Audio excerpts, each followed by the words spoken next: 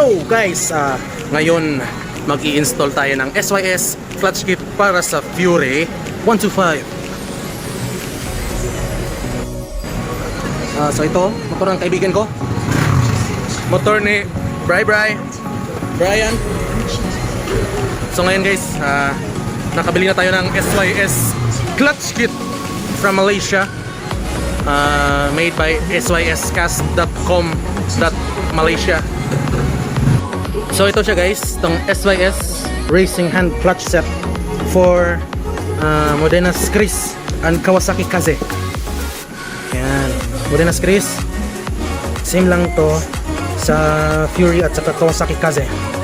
Yeah. Yan. So this is made in Malaysia. Yan, itong address. Pwede natin i-scan. Yan, SYS. So before natin i-install yung ating clutch kit, papakita ko muna itong part na ito. Kasi before, butas-butas to eh. Yan, butas na clutch modification. So yan, change oil muna tayo guys. So kasama natin ngayon yung may-ari ng motor na to, si Brian Alforte. Yan.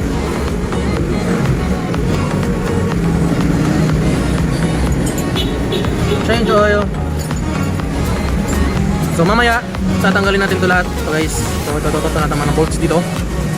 Tapos i-demonstrate natin kung paano i-install yung ating clutch kit.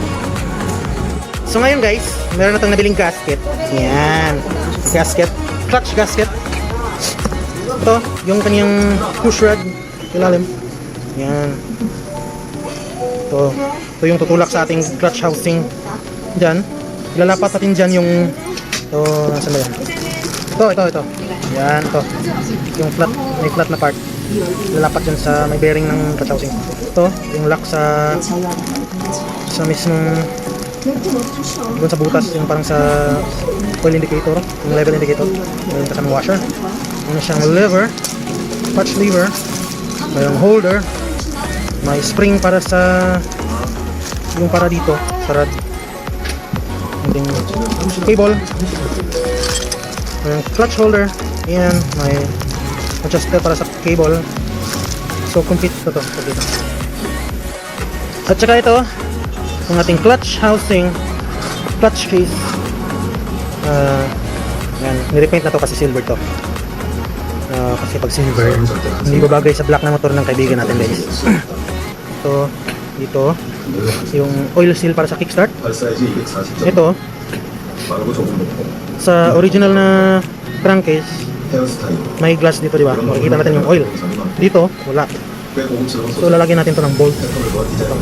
Yung bolt na may washer na, may copper washer.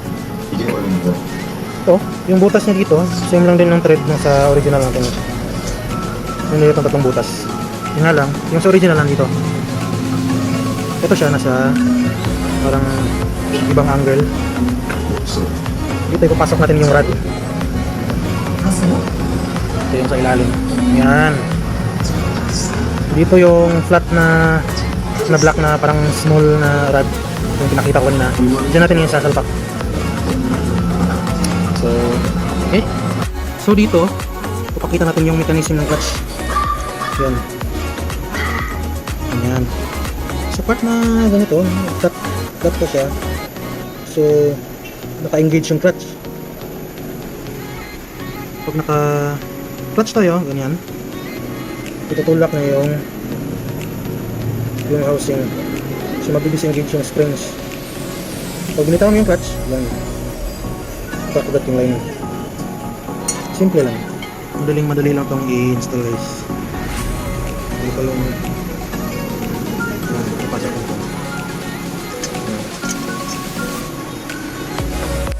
So ngayon tinanggalan natin yung single footrest.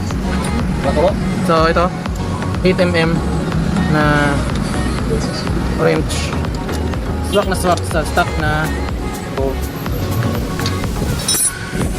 Kunin muna natin yung kickstart. Go Brian. Yung pala ba nga sila niwa? No. O dyan, sa transfer na ano? Speeding mo? Di ba nalit sa tanggalan?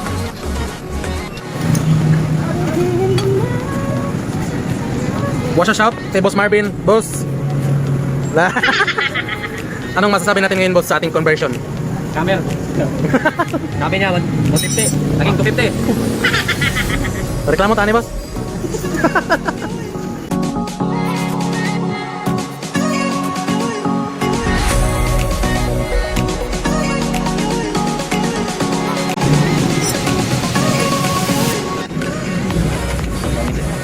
Basic.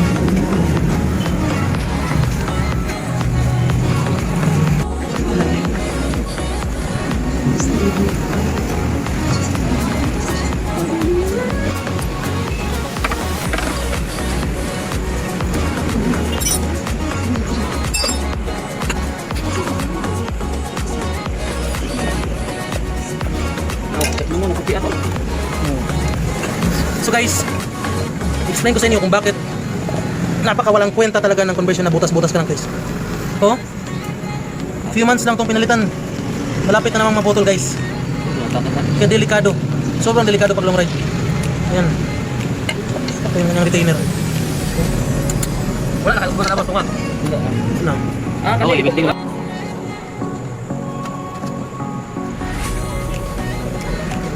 Grupo pa ba yun? Grupo ba yun? Mukhang bata na. Sorry na.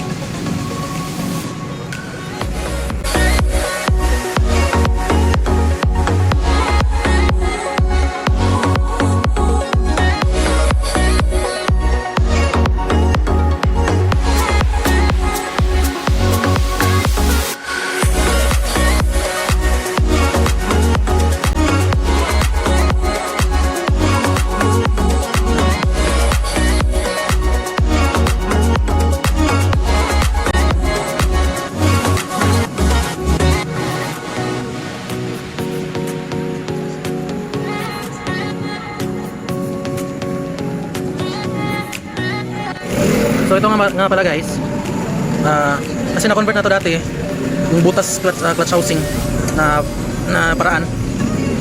Ito tinanggal na yung mismong yung bell, yung clutch bell. So para maging lighten siya, pinaweld dito sa lahat ng parts.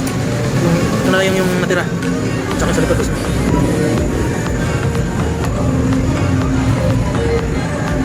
So ngayon bumili tayo ng bagong oil seal para sa kickstart. Yan. Kunting pukpok lang yan, guys. Madali lang. Pukpok, gano'n, bro?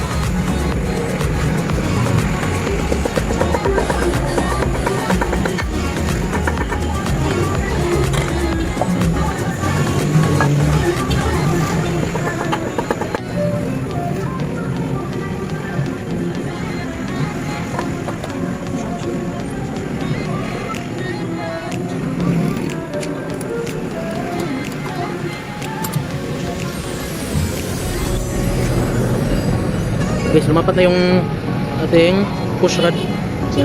Yun o. Goods. So guys, no? Sa mga may balak mag-install ng SYS, huwag yung kalimutan to. Itong bolt na to. May copper washer yan. Dito na yun nilalagay.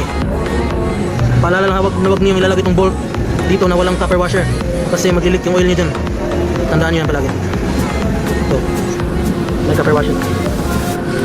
Iwas leaking lang.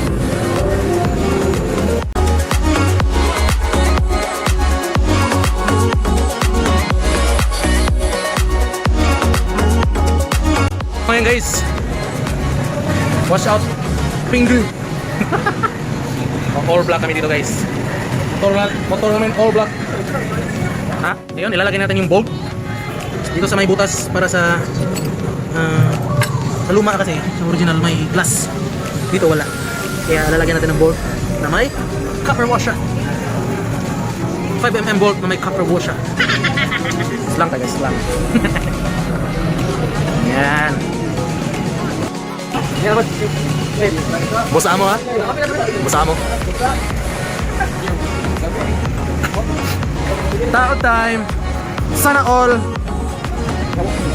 Mana problema na, pre? Kaya magkibultay ko na sa una. Tungkol sa kataas sa kable nga. Parang sa pang rider. Para ako. Oo, may patabang. Aman, pataban niya? Ah. Ito, mang barako lagi, di masilbi oy.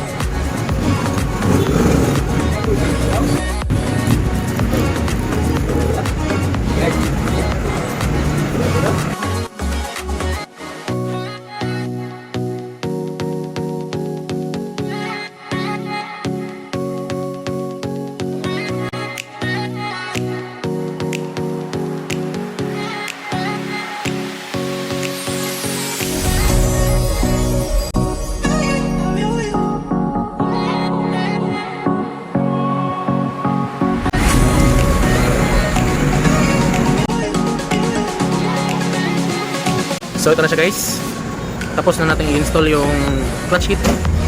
Ngayon na lang natin lagyan ng oil.